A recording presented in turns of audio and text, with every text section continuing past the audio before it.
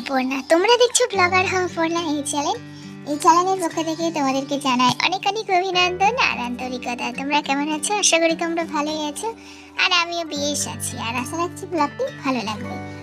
সকাল সকাল আজকে বাসি কাজের মধ্যে এই বাসন মাজাটাই শেয়ার করলাম। অ্যাকচুয়ালি আমার হাজবেন্ড ভিডিওটা করে দিয়েছে, তাই তো ভালোই হলো।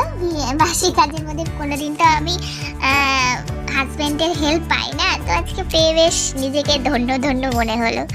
তো আর কি, আর তারপরে এই যে পাড়াতে এসেছিল মাছ, তাই আমার হাজবেন্ড মাছ নিয়ে এলো। আর মাছের হাঁক দিলে আমার ছেলের যদি এই উৎপাতটা তোমাদের সঙ্গে শেয়ার করতে পারতাম। যদি মনে করি নিরামিষ খাবো তো উপায় নেই, যাই হোক না কেন ওকে মাছ নিয়ে দিতেই হবে। তো ওই যে মাছ নিয়ে নিয়েছে ওর জন্যে, তো তাই মাছগুলো ধুয়ে নিচ্ছি।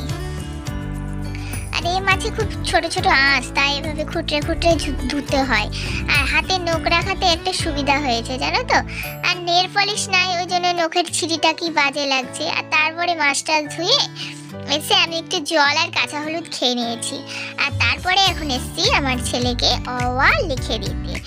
এভাবেই হাত ঘুরিয়ে ঘুরিয়ে ওকে লিখিয়ে দিই। আর জানো তো, আগে আমি তো লেবু জল খেতাম, মধু জল খেতাম, সেগুলো আর খাচ্ছি না, এখন কাঁচা হলুদই খাচ্ছি। অ্যাকচুয়ালি আমার অ্যালার্জি আছে, তো সেই জন্য ভাবলাম কাঁচা হলুদটা খাই, রক্তও ভালো থাকবে, প্লাস অ্যালার্জিটাও কম হবে। তো এই আর কি, নিজের স্বাস্থ্যের একটু সুস্থতার দিকে খেয়াল রেখে কখনো কখনো কোনো জিনিস চেঞ্জ করতে হয়। তবে তোমরা যদি কমেন্ট করো নিশ্চয়ই আমি ডায়েটের রুটিনটা তোমাদের সঙ্গে শেয়ার করব। তো বন্ধুরা, দেরি না করে তাড়াতাড়ি কমেন্টের মাধ্যমে লিখে জানাও যে আমার ডায়েটের চার্ট তোমরা দেখতে চাও, তাহলে আমি তোমাদের সঙ্গে শেয়ার করব। তারপরে এসছি এই যে সবজিগুলো কেটে নিতে। সবজি বলতে এই কালকে এই যে এই শাকটা নিয়েছিলাম, কি বলে, শীষ পালং। তো শীষ পালংগুলো কেটে নিচ্ছি এখন। শীষ পালংয়ে তো বেগুন, আলু এবং মূলো থাকলে, মূলো তো ছিল না, তবে গাজর ছিল, শিম ছিল, সব দিয়ে একদম ঘ্যাট মতো রান্না করেছিলাম, বেশ ভালো হয়েছে খেতে। তো যাই হোক, দেখো এখন আমি সবজিগুলো কেটে নিচ্ছি। আর এই শীষ পালং কাটতে অনেকটাই টাইম লেগেছে, যেহেতু শুকিয়েও গেছিলো, বেছে বেছে বাদ দিতে হয়েছে। আর কালকে কেন করতে পারিনি সেটাও বলি, অ্যাকচুয়ালি বেগুন ছিল না। এবার শীষ পালংকে মানে যে কোনো ঘ্যাটে যদি বেগুন না দাও তাহলে কি মজবে না, সেই জন্যে আর কালকে করা হয়নি। সব কিছুই ছিল, শুধু বেগুনটাই ছিল না। ওই বলে না বেগুনে গুণা বলি, ঠিক সেরকমই একটা ব্যাপার, বেগুন হলেও চলে না আবার না হলেও চলে না। তো এখন ওই ল্যাবড়া করবো, ওই পালং শীষে ল্যাবড়াই তো বলে নাকি না চচ্চড়ি বলে, যাই হোক যেটা বলে সেটা কমেন্টে আমাকে জানাবে। তো এই যে এখন আমি গাজরটা ফার্স্টে ভেজে নিলাম, আর গাজরটা না ভাজলে ভালো লাগে না খেতে, দেখবে। তো এখন 5 ফোড়ন দিয়ে দিলাম, দিয়ে যে আলুটা দিয়ে দিয়েছি। আর আলুটা দিয়ে ভাজার পর তোমরা দেখবে একটা আমি মিস্টেক করে ফেলেছি, তো সেই জন্য আবার আমি পুনরায় জিনিসগুলো দিয়েছি। তো গাজরটা ভেজে তুলে নিলাম, আর গাজরটা ভেজে তুলে নেওয়ার পরে যে আলুগুলো একটুখানি ফ্রাই করে নেব।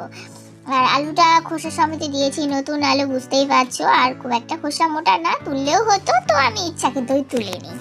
তো এই যে এই মিস্টেকটা, মানে লঙ্কা দিতে ভুলে গেছি, তো তাই এইভাবে আলুগুলোকে সরিয়ে সরিয়ে তেলের মধ্যে লঙ্কাটা দিয়ে দেবো, তাহলে ভাজা হয়ে যাবে এবং লঙ্কার ফ্লেভারটাও ঢুকে যাবে। তো পরে দিলেও হতো কষানির সময়তে, তো সেটা আর করিনি, যেহেতু তেলের মধ্যে দিই তাই তেলের মধ্যে দিয়ে দিলাম। দিয়ে একটু ভালোভাবে ভেজে নিচ্ছি। আর আলু লঙ্কাটা এভাবে ভেজে নেওয়ার পরে আমি এর মধ্যে অ্যাড করে দিয়েছিলাম সিম। আর সিম তো অনেকটাই ছিল, আর তরকারিটা এত বেশি হয়ে গেছিলো বন্ধুরা যে কড়াই একদম উপজে পড়ছিল, তাই আর পালং শীষ দেওয়াটা তোমাদের সঙ্গে আর শেয়ার করিনি। সিম দিয়ে দেখো কতটা হয়েছে, যেহেতু শুকিয়ে গেছে, জল বেরোয়নি সবজিগুলো দিয়ে, তো সেই জন্য অনেকটাই বেশ হয়েছিল, ভালোই হয়েছে। রাত্রে আর কোনো তরকারি রান্নার ঝামেলা তো আর থাকবে না, রুটি জাস্ট করে নিলেই হয়ে যাবে। তো আর কি, যে বেগুনটা দিয়ে দিলাম, দিয়ে দেখছো কতটা। তারপরে দেখো কি মিস্টেক হয়েছে, এই যে ডাম যাই হোক, এই ডামটা যখনই জল আনা হয় তখনই এইভাবে উপজে জলটা পড়ে, কি জানি কেন উপজে পড়ে বুঝতে পারি না। তো একদম পুরো ঘরের মধ্যে বান চলে আসে জল, অথচ কি বলতো ডামের মধ্যে লোড করা হয়, তবুও একটু ভুলের জন্য একদম বান ডেকে যায় ঘরের মধ্যে। মানে এই যে টপ টপ টপ টপ করে এখান থেকে জল পড়ে পড়ে এমন অবস্থা হয়, ওই জায়গাটা না মুছলে আর হয় না। এতটাই জল ভেসে যায়।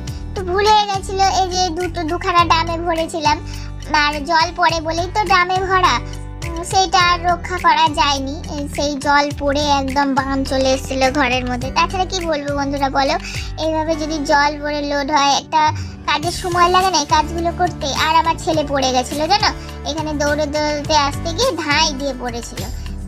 আমি বকবো দেখে ও আর কাঁদতে পারেনি, না হলে বসে বসে কাঁদতো। আর লেগেছিল ওর ফুল প্যান্টটাও ভিজে গেছিল, সেগুলো যদি শেয়ার করতে পারতাম তো ভালো হতো। আর এই যে দেখো পিসগুলো দিয়ে এতটা উপচে পড়ছিল, তারপর ঢাকা দিয়ে দিয়ে দিয়ে দিয়ে কমিয়ে একটা খুন্তিতে নাড়ানো যাচ্ছিল না, এরকম একটা অবস্থা। তাই অ্যাকচুয়ালি ওই হাতা দিয়ে আর খুন্তি দিয়ে এইভাবে এইভাবে নাড়াচ্ছিলাম, মানে পড়ে যাচ্ছিল নাড়াতে গিয়ে, তাই দুটো দিয়ে এইভাবে নাড়াচ্ছিলাম যাতে না পড়ে যায়। তো ভাবলাম বন্ধুদের সঙ্গে সেটা শেয়ার করি, আমার বন্ধুদের যদি কাজে আসে। তো সেই কথাটা ভেবেই তোমাদের সঙ্গে শেয়ার করলাম, নচেত শেয়ার করতাম না। তো দেখো তারপরে এখন ওই সিস চচ্চড়িটা নামিয়ে আবার আমি ফোড়ন দেবো, মানে আবার পুনরায় তেল পারবো। এতে কিন্তু আমি আদা জিরা অ্যাড করে দিয়েই একদম কষিয়ে নিয়েছি, আর জলও দিয়ে দিয়েছিলাম, সিসটারও সেদ্ধ হওয়ার ব্যাপার আছে তো তাই। তো এখন তেল দিয়ে দিচ্ছি পুনরায় তেল পারবো বলে। তো এতে দিয়েছিলাম তেল আর শুকনো লঙ্কা দিয়েছিলাম, তেজপাতাটা দেওয়া হয়নি, ভুলে গেছিলাম, ছিল তবুও ভুল হয়ে গেছে। আর তারপরে দিয়েছিলাম হিং আর একটু সর্ষ আর একটু রাঁধুনি, এই ফোড়ন দিলাম, দিয়ে যে আবার পুনরায় এটাকে তেল পেরে নিচ্ছি। খেতে যা হয়েছিল বন্ধুরা অসাধারণ হয়েছিল, কিন্তু রান্না করতে 1 ঘন্টা টাইম লেগেছে, গ্যাসটাও পুড়েছে, ভাবতে পারছো। আর এই জানলাটা দিয়ে দেখো কি সুন্দর আমার ঘরে রোদ্রুটা আসে, বেশ আলো আসে। তো সেই জন্যই জানালাটার যেহেতু পাল্লা বানানো হয়নি, তো সাদা তিরপল দিয়েছি, ঘেরাও হয়েছে, আবার হাওয়াটাও ঢুকে না, আবার আলোটাও আসে। কিন্তু হাওয়াটা তো আর খাওয়া হয় না, হাওয়াটা তো জানলা খুলে যে একটা ফুরফুরে হাওয়া, সেই হাওয়াটা তো এই ঘরে আসে না। তবে অসুবিধা হয় না এই ঘরে, কারণ এই ঘরে দুটো গেট অলরেডি, আবার গ্রিল বারান্দার পাশ দিয়ে আলো হাওয়া দুটোই আসে, তো সেই জন্য আর অসুবিধা হয় না। দেখো এখন ফাইনালি ডান একদম আমার সিস চচ্চড়ি বা সিস ল্যাবড়া যেটাই বলো না কেন। তারপরে এসছি এখন মাছগুলো ভেজে নিতে। আর এই মাছটা আমার ভালো লাগে না খেতে, তবে আমার ছেলে পছন্দ করে বলেই এই মাছটা নিয়ে আসা হয়েছে। তো এক পিস আমি আমার জন্য ভাজা তুলে রেখেছিলাম, সেটা দিয়ে দুপুরে খেয়েছিলাম। এই মাছটার ঝোল একদম ভালো লাগে না, ভেদ ভেদে মনে হয়। তো আর এই যে মাছগুলো ফাইনালি ভেজে নিচ্ছি। আর পিসগুলো দেখেছিলে কিরকম বড় বড় একদম হয়েছে, দেখতেও ভালো লাগছিল, কিন্তু আমার ভালো লাগে না খেতে। সবার টেস্টের সমান না, তো নিজের টেস্টের দিকে খেয়াল রেখে মাছ ভেজেছি, ধুয়েছি, খাবো না তা কি হয়, তাই একটু ভাজা রেখেছিলাম নিজের জন্য খাওয়ার জন্য। আর মাছ রান্নাটা ডিটেলসে আর শেয়ার করিনি, কারণ এই একই পদ্ধতিতে মাছ রান্না, তাই আর শেয়ার করিনি। তো তাই একটু জাস্ট তোমাদের সঙ্গে শেয়ার করলাম, এবার ডিটেলসে করিনি। তো এই যে এবার মুড়োগুলো ভেজে নিচ্ছি, মানে মুড়ো আর লেজাগুলো। আর তারপরে এই যে মশলাটা এবার কষে নিচ্ছি। আর তোমরা তো জানোই মশলা আমি সেরকম বাটাবাটির ঝামেলাতে যাই না, আমার ভালো লাগে না বাটাবাটি করতে, খুব কদাচিৎ কম, মানে না করলে না, যেগুলোতে সেগুলোতে করি। আর এই মাছটা বেশ ভালো ছিল, আর তাজা মাছের জানো তো কম তেল মশলা দিয়ে খেলেই উপকারটা বেশি হয়, তাই আর কি তেল মশলাটা কমিয়ে দিই। তবে আজকে তো তেলটা অনেকটাই লেগেছে, ভাজতে হয়েছে অনেকটা তেল দিয়ে। তো এই যে মাছের ঝোলের জন্য এবার ঢাকা দিয়ে দিলাম, আর এর ঝোলটা ফুটেও গেছে।